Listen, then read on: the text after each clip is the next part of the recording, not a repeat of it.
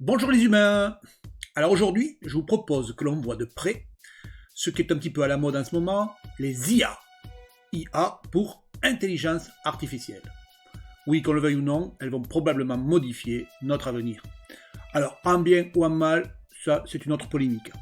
Mais ce qui est sûr, c'est qu'elles vont changer le monde. Déjà, ce qu'on va voir, c'est en quoi elles peuvent améliorer ou nous faciliter le travail autour de l'image. Allez, on y va. Go! Une IA qui fabrique de l'image, on va appeler ça un générateur d'image. Alors il y en a plein à l'heure actuelle. On peut avoir MyCafé, Lexica Art, Generated.photo, Dali, Photosonic, un des plus connus, Midjourney. Il peut y avoir Crayon aussi. Nous allons nous focaliser sur un outil qui est très proche de Midjourney, en tout cas dans la forme, puisqu'il s'appuie sur l'outil Discord, et qui s'appelle Blue Willow. Pourquoi Blue Willow? Parce que pour le moment, il est gratuit, je dis bien pour le moment, rien ne dit que ça va durer dans le temps, et qu'il permet de faire des tests en nombre important. Le site Blue Willow, il s'agit du site https://www.bluewillow.ai. Alors déjà de préférence, ces IA, ces intelligences artificielles sont capables de comprendre le français. Mais comme l'essentiel des bases de données qu'elles vont lire sont en anglais, il est préférable de mettre ce qu'on appelle les prompts, c'est-à-dire les phrases que l'on communique pour obtenir l'image souhaitée, en anglais. Pour ça, moi ce que je fais tout simplement, je vais utiliser le traducteur, traduire du français vers l'anglais, et donc je vais taper mon texte ici. Alors pour l'exemple, par exemple, on va essayer de trouver quelque chose d'assez particulier. On va essayer de créer un singe géant, vert, avec des ailes de chauve-souris et des yeux rouges.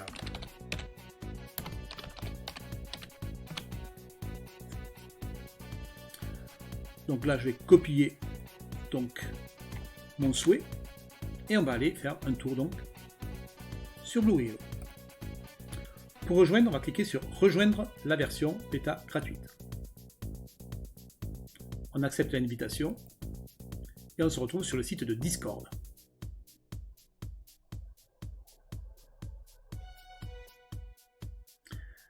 Une fois sur le site de Discord, donc si comme moi vous avez d'autres outils déjà dans Discord, vous allez donc sur le chaîne bleu ici pour rejoindre le site proprement dit. Une fois dans Discord, il faut aller sur un rookie. Donc vous avez des rookies ici, donc 25, 26, 27, donc les numéros changent en fonction des personnes qui s'y connectent. Vous allez pouvoir donc choisir un rookie quelconque et ensuite vous allez pouvoir taper votre invite, votre prompt tout à fait en bas. Alors important, je vous invite à systématiquement placer le curseur donc d'ascenseur tout à fait en bas pour ne pas avoir besoin de chercher où votre photo va se générer. De manière générale, il faudra taper la phrase suivante /imagine.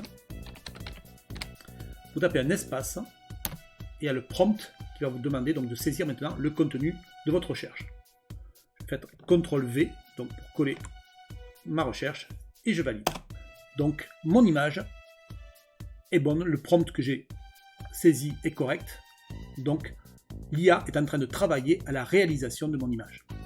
Alors ça peut être assez long, donc au fur et à mesure donc, on va voir défiler toutes les images des autres personnes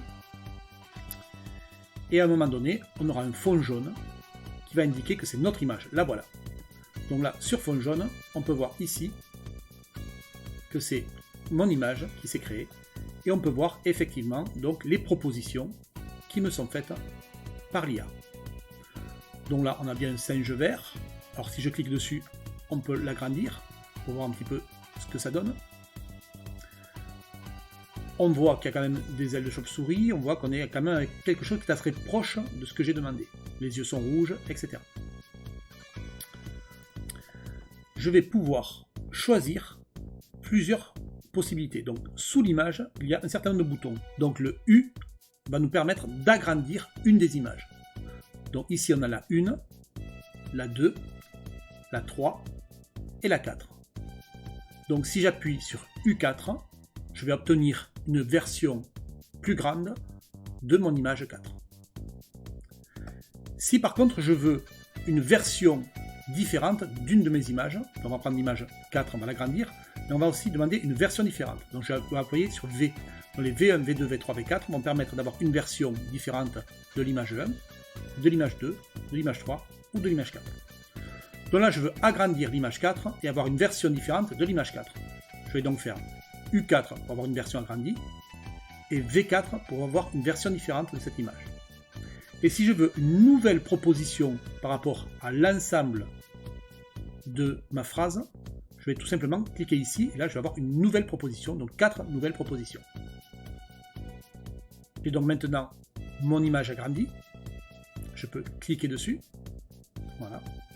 Si je veux la récupérer, je l'ouvre dans le navigateur, et là je vais pouvoir faire clic droit, enregistrer l'image sous. Le V4 nous a donné 4 nouvelles propositions pour la même image. Alors on voit qu'on s'appuie sur la même image, donc le but du jeu ici, c'est pas d'avoir une grande variation, mais des petites variations, donc des petites propositions différentes. Donc on voit qu'ici par exemple il y a un petit peu de vert au niveau de la tête et qu'il n'y a pas là, il va y avoir donc des plumes au niveau des bras, etc. Donc ce sera des petites variations, mais chacune sera légèrement différente de la précédente. De la même manière, encore une fois, si nous souhaitons prendre une de ces versions et les agrandir, on va faire U1, U2, U3 ou U4. Supposons que ce soit celle-là qu'on veuille agrandir. 1, 2, 3. On va cliquer sur U3. Ici, le fait d'avoir appuyé sur cette icône-là. Donc là, on voit que les images sont encore à nouveau totalement différentes et on a une nouvelle proposition complète. Nouvelle proposition complète. Donc là, encore une fois, si les propositions nous plaisent, donc là, moi je trouve que celle-là est intéressante et celle-là aussi, et on va pouvoir donc les sélectionner. La première proposition, je la veux en grand, hop, je la choisis. La quatrième proposition, je la veux en grand, je la choisis. Je veux voir une version différente, je cliquerai sur V1 si je le voulais. Si je veux de nouveau une nouvelle proposition générale, je relance. Si je reviens dans mon texte, il y a un certain nombre d'options qui peuvent nous faire varier le résultat final. En fin de ligne, on peut mettre -AR espace 2.3. 2 étant la largeur, 3 la hauteur. On va avoir donc du coup un résultat qui va être en mode portrait. Vous avez vu que précédemment on n'avait que des carrés. Donc si je mets 2.3, je serai en portrait 2/3. 3 2.2, je serai en mode paysage. Voici maintenant quelques exemples d'images réalisées avec des prompts légèrement différents. Et vous allez voir que l'importance de chaque mot est grande, ainsi que sa position dans la phrase. Une jeune fille dans un jardin japonais avec des cerisiers en fleurs nous donne un genre de photo.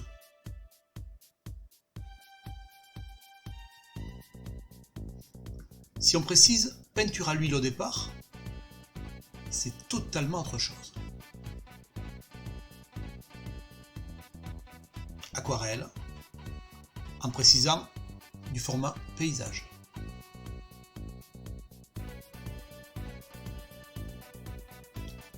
Je cherche à faire un style manga. Mais là, ça ne marche pas, on revient à quelque chose de plus proche d'une photo. Je précise dessin manga, et là j'obtiens encore autre chose. Assez étonnant, mais sympathique. Mais c'est pas ce que je souhaite. Style animé manga. Voilà, on se retrouve dans un format plus proche du manga. Si je rajoute la notion de beaucoup de détails, j'obtiens beaucoup plus, théoriquement, de spécificité ou de détails. Le format est très important. Si je passe en mode portrait, on voit qu'il va faire des propositions totalement différentes. Tableau de style Rembrandt, fantasy, fantastique, sont des mots qui rendent vraiment des projets très sympathiques. Ici, un agrandissement, on voit que la main qui tient la baguette est bizarre. On peut donc tenter de faire des variations. Très peu de mouvements, mais on peut finir par avoir à un moment donné une main qui nous plaît. Si ça ne suffit pas, on peut renouveler autant de fois que nécessaire.